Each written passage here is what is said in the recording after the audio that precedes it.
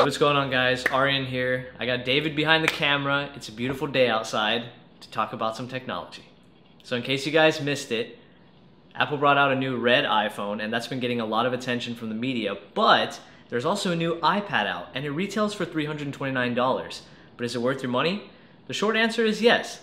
But for those of you who are interested in the details, let's talk about it. So before we get into the review, I just wanted to let you guys know that this is by no means a professional's iPad. And what I mean by that is, it's not an iPad meant to replace a computer or a laptop. This is more of a everyday consumer iPad.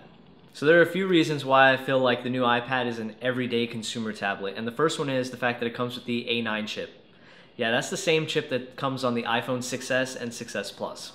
Now, a lot of companies wouldn't be able to get away with putting a year-old chip in a brand new device, but fortunately, Apple is really good at software optimization, so the A9 chip does provide a really fluid experience on the new iPad. It can handle everyday tasks and multitasking without any issues whatsoever. Another cost-saving measure, I guess if that's what you want to call it, that I found on the new iPad is the fact that it has a physical home button. Now, this one really comes down to personal preference. I have the iPhone 7 Plus and it's got the capacitive button, and I happen to like that a lot more, especially once you get used to it. But the new iPad comes with a physical button. Now, this is kind of an issue, I guess, for two reasons. One, it's a physical button that could break later on down the line, especially if you've had your iPad for a year or two. And two, it kind of takes away a little bit from the ability to waterproof the device, although this iPad doesn't really need waterproofing, so I guess that's not really an issue. Nonetheless, it still comes with Touch ID, which is really fast and really accurate. So if you're okay with the physical home button, then so am I. And another more of nitpicking issue that leads to more cost saving is the fact that the new iPad does not have a pressure sensitive screen, which means no 3D touch. So for those of you out there that really like to interact with your applications and bring up little menus that blur the background, sorry, this iPad is not for you. So another, it's not really big enough to call it an issue, but another thing I'm not necessarily happy about with the new iPad is the fact that Apple does not natively support it with a lot of accessories.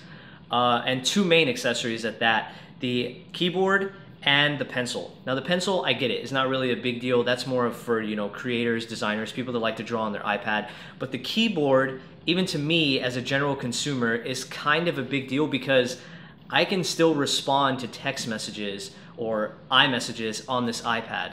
And typing on the screen is much more difficult than actually having a physical keyboard. Not to mention the fact that I still get emails and I still surf the web on this iPad, and having a physical keyboard would be much better than using the virtual keyboard on the screen.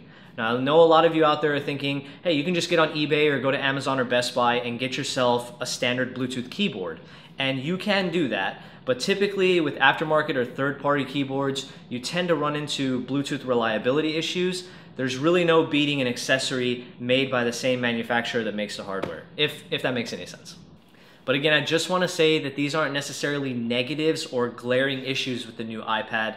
These are simply my own thoughts. And to be completely honest with you, at $329, the price point still justifies a lot of the good things that come with this iPad, and there are quite a few. We're going to talk about them right now. So the first thing that really jumps out at you is the iPad's build quality. It's super sleek, it's super modern, and it feels really great to the touch. It's all aluminum and glass on the front. Buttons are super tactile and clicky, and there's two relatively decent, actually decent is more of an understatement, they're really good speakers on the bottom of the iPad. Now I kind of wish they would have put two more on the top, but nonetheless, for two bottom firing speakers, they're relatively big and they actually sound pretty good. Second is the screen. The new iPad comes with a 2048 by 1536 9.7 inch Retina display, and let me tell you, it is beautiful, which is a really big positive considering you're probably going to be using this iPad for a lot of media consumption. And the third thing that really stood out to me on the new iPad was its battery life. And I mean, it really stood out to me. Now, Apple likes to claim that this iPad will last 10 hours on a single charge, but I've been using it for about 2 weeks now, and in day-to-day use, I have yet to bring the iPad down to even 50% battery. So there should be no reason why you can't get at least 2 to 3 days out of a single charge. And Apple includes a relatively beefy charger inside the box too, so it should charge up relatively quick. And for those of you out there who love to take photos and love photography and are wondering, hey Aryan, what about the cameras on the new iPad?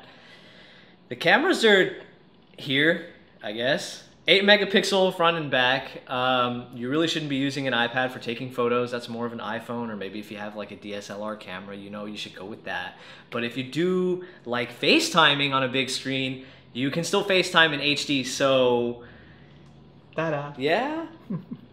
Okay, so when I think about what I want in a tablet that I'm going to be using for basic everyday purposes, I really want a few things. I want good build quality, I want a great screen, you want pretty good speakers as well, performance should be there, and I think battery life is still relatively important even though most tablets come with gigantic batteries. And to be completely honest with you guys, the new iPad meets every single one of those kind of criteria to make a really good everyday iPad. And you can't really beat the fact that it starts at $329 for the 32 gigabyte option. Now, I personally went with the 128 gigabyte option, and that'll run you $100 more, but $429 even after tax for an iPad that performs really well, has great battery life, excellent build quality, and excellent screen.